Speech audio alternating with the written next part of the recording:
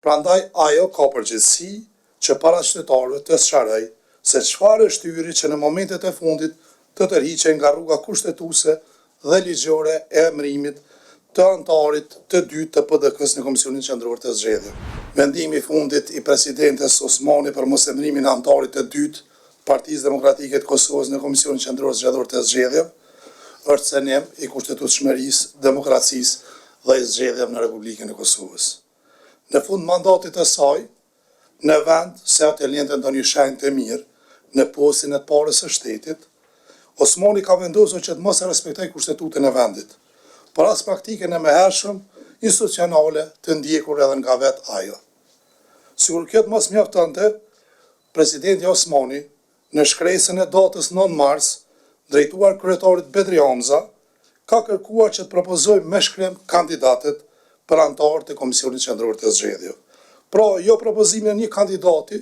siç e ka emëruar tani, por të kandidatëve në shumës. Prandaj ajo ka përgjegjësi që para qytetarëve të sqaroj se çfarë është hyri që në momentet e fundit të tërhiqej nga rruga kushtetuese dhe ligjore e emërimit të anëtarit të dytë të PDK-s në Komisionin Qendror të Zgjedhjeve.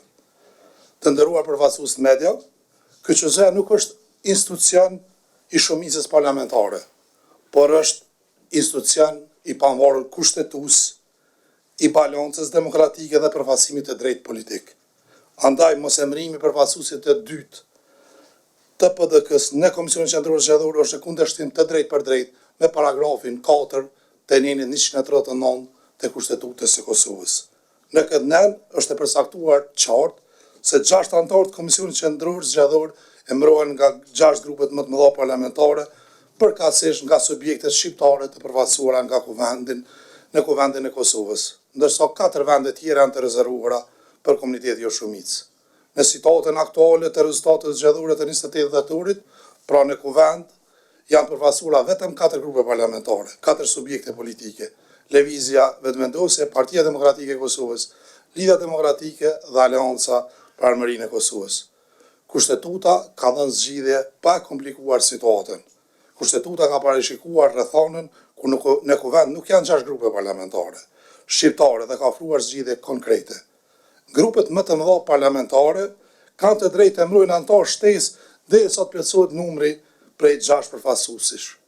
Pra, kushtetuta është e qartë se pari sigurohet përfaqësimi proporcional i subjekteve më të mëdha parlamentare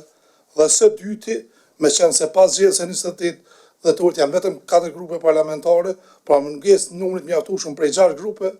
anëtarë shtesë emërohen nga grupet më të mëdha parlamentare, që në këtë rast janë Partia Demokratike e Kosovës dhe Lëvizja Vetëvendosje.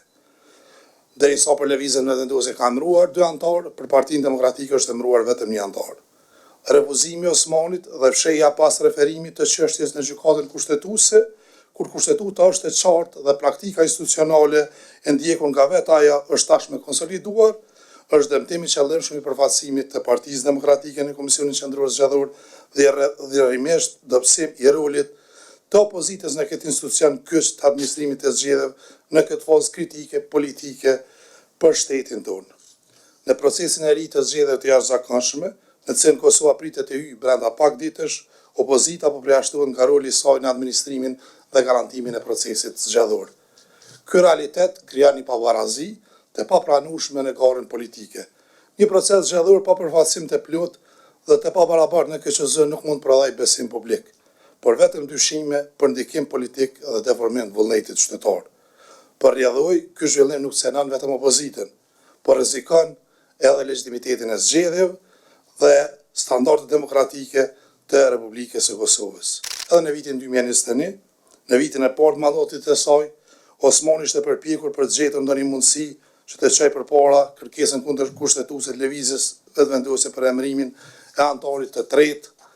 në KQZ. Por pas refuzimit të trajtimit thelbësor të çështjes nga gjykata kushtetuese, ajo nuk ishte guxuar të aprovonte këtë kërkesë, e cila qartazi binte desh me frymen dhe shkruan e kushtetutës dhe do të përbënte një precedent rrezikshëm për kapjen politike të institucioneve të zgjedhjeve.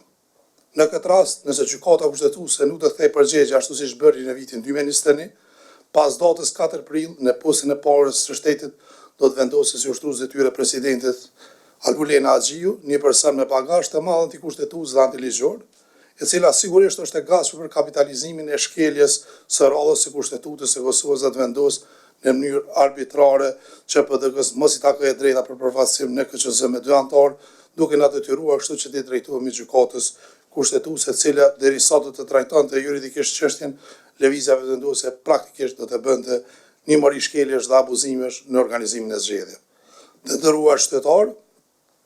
Partia Demokratike e Kosovës do të përdorë të gjitha mjetet e lehtëshme në kërkim të zbatimit të së drejtës së saj për të përfaqësuar në KQZ në mënyrë të drejtë. Ka vite të tëra që gjykata kushtetuese nuk trajton raste ku nuk ka vendimmarrje, si në rastin e tillë edhe presidenti është e vetëdijshme, pra ajo këtë vendim e ka marrë me vetdije të plotë që gjykata nuk do të trajtoj, po e ka deshë të blej kohë deri sot i kaloj mandati i saj, edhe mos e jap një drejtë kushtetuese Partisë Demokratike, të cilën i kërkojmë që sa më parë ta bëj, për ndryshe rrezikon edhe bëhet pjesë edhe palë e cënimit edhe minimit procesit zgjedhor, me të cilën kaluarën është krenuar Kosova, po kohët fundit kemi për shkak të rryve vazhdueshme politike, në gjitha raportet vëzhguese ndërkombëtar kemi vlerësim negativ